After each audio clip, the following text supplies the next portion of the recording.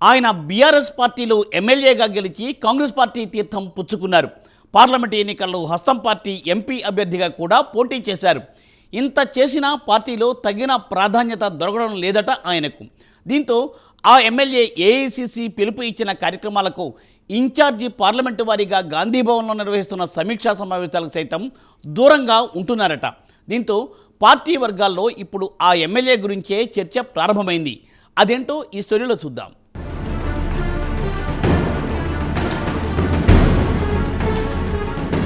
అతనికి ఫైర్ బ్రాండ్గా పేరుంది. అధికార పార్టీలో ఉన్నా ప్రతిపక్షంలో ఉన్న ఆయన తీరే సపరేటు. ఏది రైట్ అనిపిస్తే అదే మాట్లాడతారు, ఏది కరెక్ట్ అనిపిస్తే అదే చేస్తారు.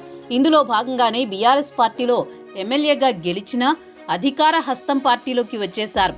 కాంగ్రెస్ పార్టీ బీఫామ్పై ఎంపీగా కూడా పోటీ చేశారు. ఇంతకీ ఇదంతా ఎవరి గురించో తెలుసా?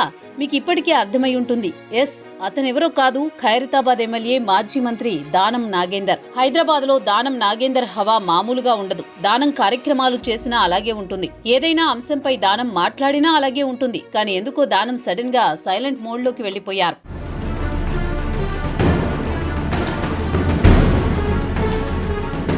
బీఆర్ఎస్ ఎమ్మెల్యేగా గెలిచి కాంగ్రెస్ పార్టీలోకి వచ్చారు. కాంగ్రెస్ బీఫామ్పై ఎంపీగా పోటీ చేస్తే అనర్హత పడుతుందని తెలిసినా పోటీ చేశారు. గెలిస్తే ఒక లెక్క, ఓడిపోతే మరో లెక్క అని పార్టీలో మాట్లాడుకున్నట్టు సమాచారం. కానీ తీరా చూస్తే దానం ఏదడిగినా పార్టీ మౌనంగా ఉంటుందట. ఎలాంటి ప్రపోజల్స్ పెట్టినా పట్టించుకోవడం లేదట. సిటీలో హస్తం పార్టీకి బలం లేదు. వస్తే మంత్రి పదవి ఇస్తామని చెప్పి ఇప్పుడు పట్టించుకోవడం లేదనే చర్చ దానం వర్గీయుల్లో జరుగుతోంది.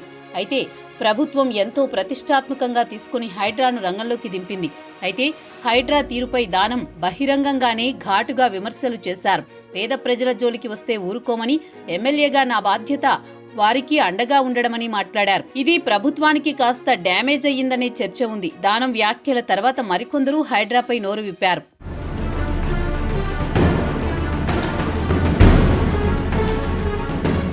దీంతో దానంపై పార్టీ కాన్సంట్రేషన్ తగ్గిందనే చర్చ నడుస్తోంది. ఒక సమయంలో దానం తిరిగి బీఆర్ఎస్ గూటికి వెళతారనే చర్చ కూడా రాజకీయ వర్గాల్లో వినిపించింది.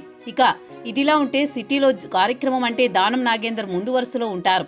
హోర్డింగ్స్ కార్యక్రమానికి ముందే వచ్చి హడావిడి చేస్తారు. కానీ ఇటీవలే ఏఐసిసి పిలుపు ఇచ్చిన కార్యక్రమానికి సైతం దానం దూరంగా ఉన్నారు. సోనియా, రాహుల్ గాంధీ పేర్లను నేషనల్ హెరాల్డ్ పత్రిక విషయంలో ఈడీ ఛార్జ్షీట్లో చేర్చింది. దీనిపై ఏఐసిసి దేశవ్యాప్తంగా ధర్నా, నిరసన కార్యక్రమాలకు పిలుపునిచ్చింది. ఇందులో భాగంగా హైదరాబాద్ లో ఈడీ కార్యాలయం ముందు పెద్ద ఎత్తున టీ కాంగ్రెస్ నిరసన తెలిపింది. ఈ కార్యక్రమానికి PCC, deputy CM Bhatti, incharge Meenakshi Natarajan, సహ ఇన్ఛార్జ్ విశ్వనాథ్, మంత్రులు, ఎమ్మెల్యేలు పాల్గొన్నారు. కానీ దానం ఈ కార్యక్రమానికి డుమ్మా కొట్టారు.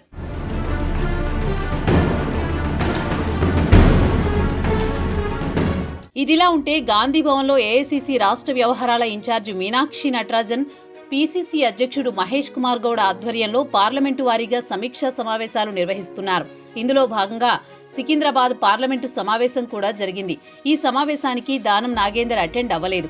సికింద్రాబాద్ కాంగ్రెస్ ఎంపీ అభ్యర్థిగా దానం నాగేందర్ పోటీ చేశారు. పార్లమెంటు వారీగా జరిగే సమావేశాలకు కంటెస్టెడ్ అభ్యర్థులతో పాటు ముఖ్య నాయకులు హాజరు కావాలని పార్టీ చెప్పింది.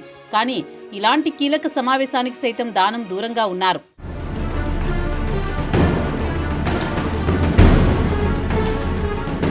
దానం తీరుతో పార్టీలో చర్చ మొదలైంది. దానం కిదర్ హై అంటూ పార్టీ వర్గాల్లో చర్చ నడుస్తోంది. ఏది ఏమైనా దానం నాగేందర్ పార్టీపై అసంతృప్తిగా ఉన్నారనే వార్తలకు మరింత బలం చేకూర్చినట్లయింది. మరి చివరకు దానం దారెటు? పార్టీలో కొనసాగుతారా లేక మరోసారి ఏదైనా సంచలన నిర్ణయం తీసుకుంటారా అనేది వేచి చూడాల్సిందే.